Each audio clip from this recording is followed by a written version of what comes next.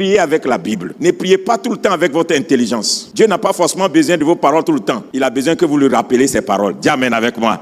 Prier avec la Bible, c'est rappeler à Dieu ses paroles. Et c'est plus puissant de rappeler à Dieu ses paroles que de lui donner tes paroles. Parce qu'il a dit, vous priez et vous n'obtenez pas parce que vous priez mal. Alors que la Bible est là pour nous aider à prier. Et c'est très important pour nous de comprendre comment on prie avec les Écritures. Il y a des moments où tu as besoin seulement d'aligner des versets bibliques et de dire des paroles. Pour dire, Dieu, voici ce que tu as dit. Seigneur, voici ce que ta parole a dit. Et un jour que je méditais la Bible, le Saint-Esprit me dit, comment on défait le diable et on arrive à vaincre le diable. Quand Jésus était tenté, il est fils de Dieu, conçu par le Saint-Esprit, transporte la nature de Dieu. Il venait fraîchement d'être baptisé d'eau. Et la Bible dit que le Saint-Esprit est venu sous une forme de colombe. Donc, c'était un homme rempli d'esprit qui allait dans le désert. Il va dans le désert, le diable le tente. Et le diable apparaît. Il ne parle pas en langue. Il n'allume pas le feu. Il dit à Satan, il est écrit. Dès qu'il dit, il est écrit, Satan fuit. Et c'est là que le Saint-Esprit a ouvert mes yeux. Il m'a dit, tu sais quoi? La Bible qui est dans votre main n'est pas une histoire. C'est fait pour défaire le diable. C'est pourquoi quelqu'un qui prie sans connaître la Bible perd du temps. Et le recul du mouvement évangélique, les désastres que nous avons aujourd'hui au milieu de nous, c'est que nous ne lisons pas la Bible, nous ne connaissons pas la Bible, nous faisons nos prières. Tu ne peux pas défaire le diable à cause de ce que tu ressens, ce que tu vis et ce que tu veux. Tu ne peux pas défaire le diable en dehors de la parole de Dieu. Et c'est la parole de Dieu qui peut le défaire. Et il sait très bien que quand tu connais les Écritures et que tu peux lui rappeler les Écritures, il est obligé d'abandonner. Je prie ce matin au nom de Jésus que le diable arrive à fuir ta maison quand tu vas lui rappeler les Écritures. Dis amen avec moi.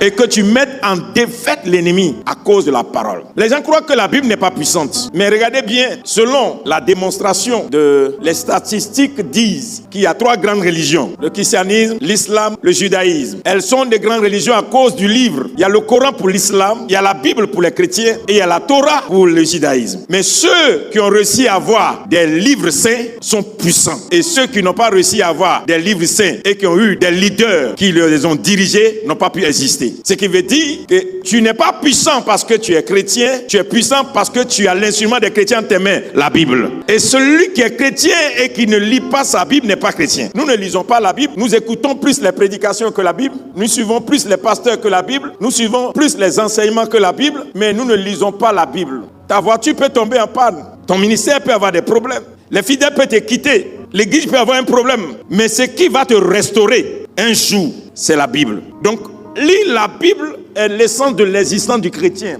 Un chrétien doit lire sa Bible chaque jour, chaque matin, chaque soir. Et normalement, un chrétien doit lire la Bible 3 fois à 4 fois par an, minimum. C'est ça qui va outiller ton esprit. C'est ça qui va te permettre que quand tu es devant une situation, le Saint